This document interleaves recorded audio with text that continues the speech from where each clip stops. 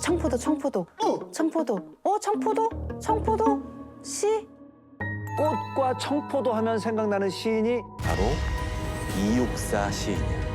윤동주 시인과 더불어서 민족 시인, 저항 시인이라고 불려. 한 손에 펜을 들었다면 다른 손에는 총을 들고 있었어. 일제강점기 저항 시인으로 널리 알려졌지만 목숨을 건 무장투쟁도 불사했던 독립투사 이육사. 80년이 지난 지금까지 많은 이가 기억하는 독립운동가 중 한 명이죠. 하지만 함께 목숨을 바쳐 싸운 독립운동가 중엔 이름 하나 알리지 못하고 역사 뒤편으로 잊히고 있는 분도 많은데요. 한약방을 운영하던 강우규 의사. 나 밀양 사람 김원봉이요. 독립운동가 이병희. 오늘 꼬마카세에선 스쳐 지나간 그들의 이름과 역사를 하나씩 살펴보고 기억하는 시간을 가져보려고 합니다. 1919년 3월 1일 조선 땅 전체에 가득 퍼졌던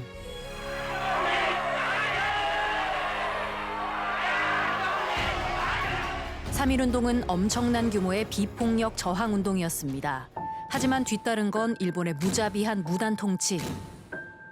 만세만 외쳤을 뿐인데 일본은 조선인들을 닥치는 대로 체포해 모진 고문과 학살을 자행했죠. 이에 여기저기서 일제에 대한 조선인들의 불만이 터지기 시작합니다. 비폭력만으로는 독립을 쟁취할 수 없다. 무력을 통해서 독립을 쟁취하려는 의열투쟁의 시대가 막을 연 거야. 그 시작을 알린 사람은 아주 의외의 인물이었어. 강우규 의사. 1855년 평안남도의 어느 가난한 농민의 아들로 태어난 강우규는 어렸을 때부터 총명해 어른들의 기대를 받고 자랐습니다. 이후 한약방을 운영하며 차곡차곡 재산을 쌓아가던 그는 자신의 인생을 180도로 바꿀 한 사람을 만나게 되죠. 바로 독립운동가 이동휘. 강우규는 그의 영향으로 독립운동에 눈을 뜨기 시작했고 만 64세가 되던 1919년 중국 길림성에서 동포들을 모아 3.1운동 전개에 힘썼습니다. 그리고 몇 달 뒤 러시아에서 결성된 대한민국 노인동맹에 가입해 자신의 목숨을 걸어서라도 조선을 구하겠다는 맹세까지 했는데요.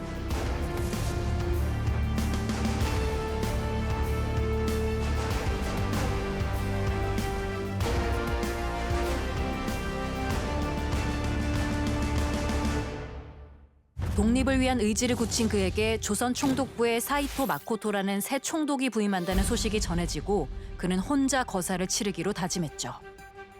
그리고 새 총독이 서울에 도착하는 1919년 9월 2일.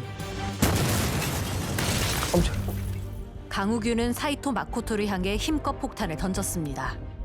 그 폭탄으로 현장에 있던 37명이 중경상을 입었지만 표적이었던 사이토 마코토는 군복이 조금 타는 수준에 그쳐 강우규의 거사는 실패로 끝났는데요. 하지만 그가 던진 폭탄의 불씨는 뒤늦게 타올랐습니다.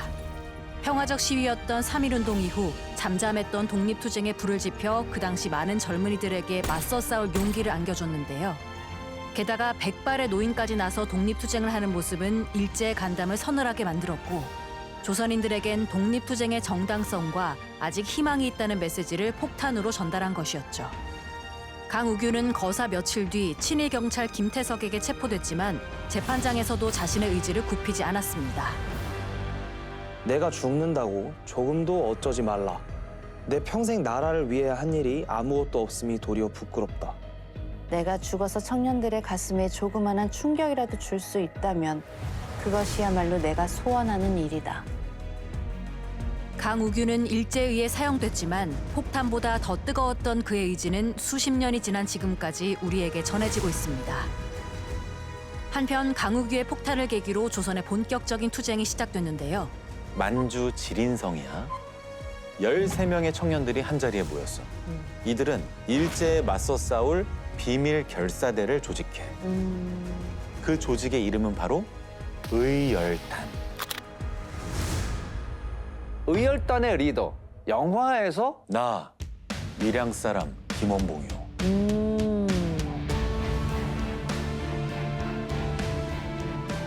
일제강점기 당시 일본이 가장 두려워하는 항일단체는 바로 의열단이었습니다.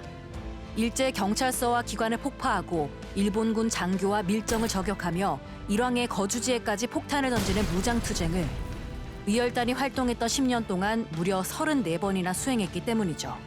그런 의열단을 이끈 인물이 비운의 독립투사 약산 김원봉인데요. 경상남도 밀양에서 태어난 그는 어렸을 때부터 항일 정신이 투철해 학교에서 나눠주는 일장기를 화장실에 버리고 자퇴했다고 합니다.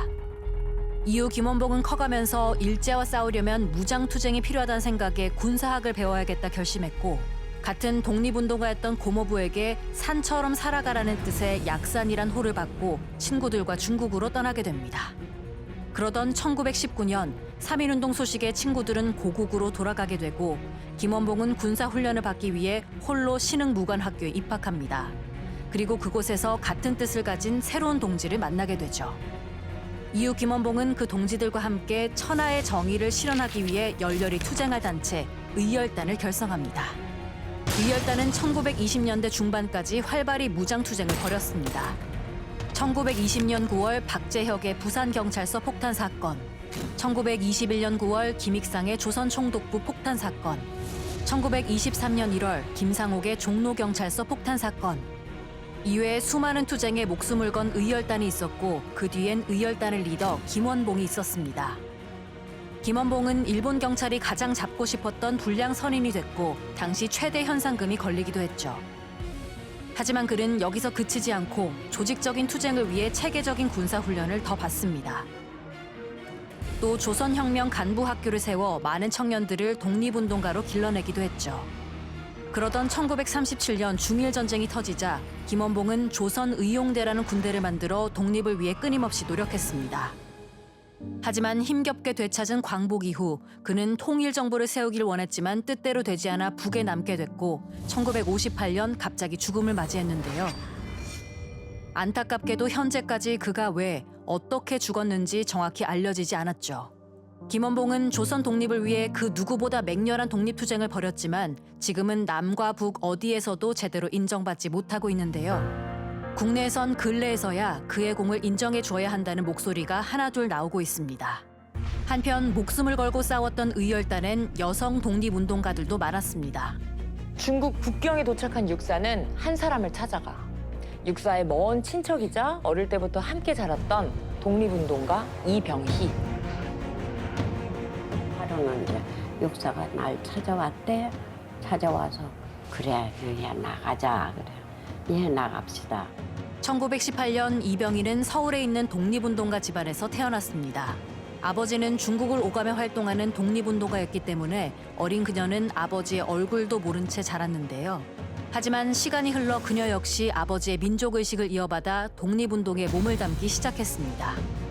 1933년 5월 이병희는 항일운동을 위해 위장 취업한 공장에서 여공 500여 명을 모아 노동운동을 주도하다 체포됐고 이 일로 서대문 형무소로 잡혀가 2년 4개월 동안 일제 모진 고문을 당했습니다.